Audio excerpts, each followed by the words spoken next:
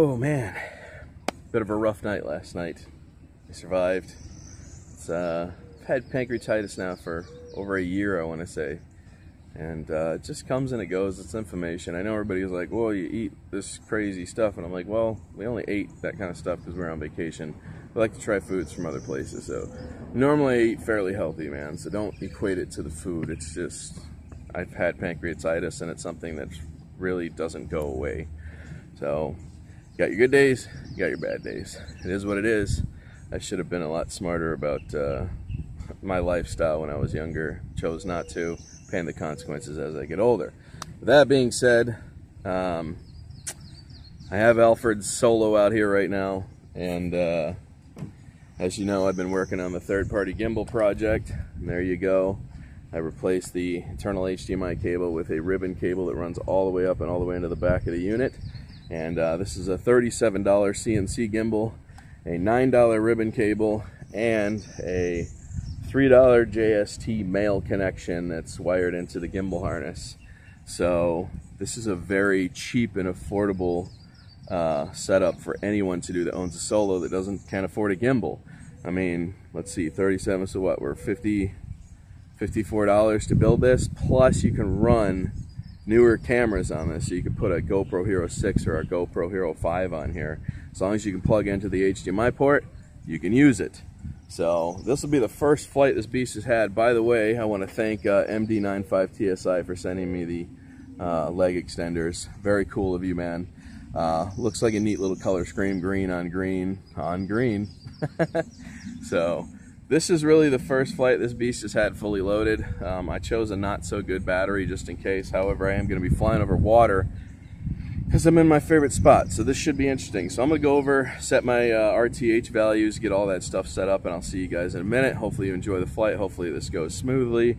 Hopefully I don't lose a Solo and a GoPro Hero 4 today over the water. We'll see. Let's have some fun. See you guys in a sec. Guys, what's going on? What's up? So I'm doing a voiceover here on top of the video, and I just want to talk to you guys while this video plays. So as you can see, starting off, it's fairly stable. It's not doing too bad. And then once I get it out over the water, it starts experiencing some wind and, you know, some other things. So I prepare to do this reverse drop away, this reveal shot. Everything's going pretty smooth at this point. There's very low wind. So I start pulling back. I get it lined up for where I want to take my shot at here. And as you can see in the background, the wind starts to pick up a little bit. So here's the first initial start of the reverse drop away. Everything's going smooth until I get it to past the trees. As you can see now, it's starting to get a little wobbly. So I think what I'm going to do is go ahead and change the dampening balls because, one, I think they're a little too stiff. I also think my ribbon cable's sticking out just a tad bit too far, which is essentially causing wind. The props are hitting the ribbon cable, and because it's flat and it's loose, I think it's like shoving the cable around a little bit, causing the camera to be a bit more unstable than it should be.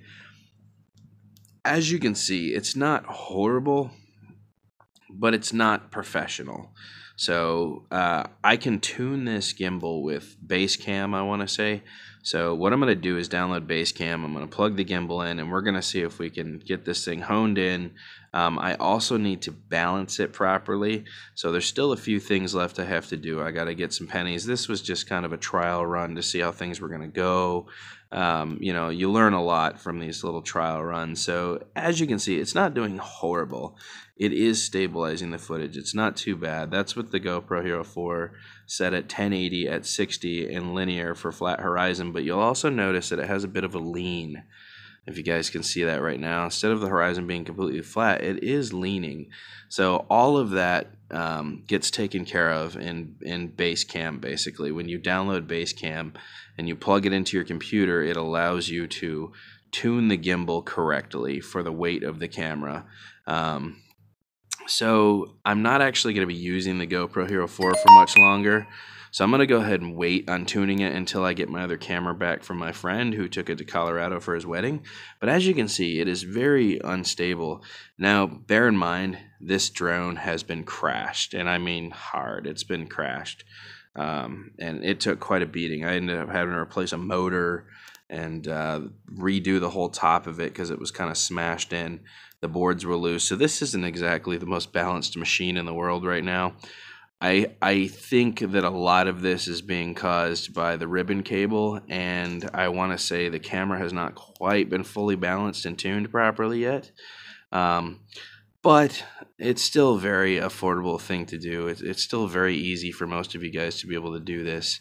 So I'm going to continue down this road. We are going to do some more tuning to this gimbal currently. As I come to some conclusions, I'll go ahead and put out that video. But if anybody currently wants these parts that I have, it's very easy to install. I'm going to go ahead and say that the vibration dampening balls that come with the gimbal are extremely stiff, which could also be why I'm getting so much vibration.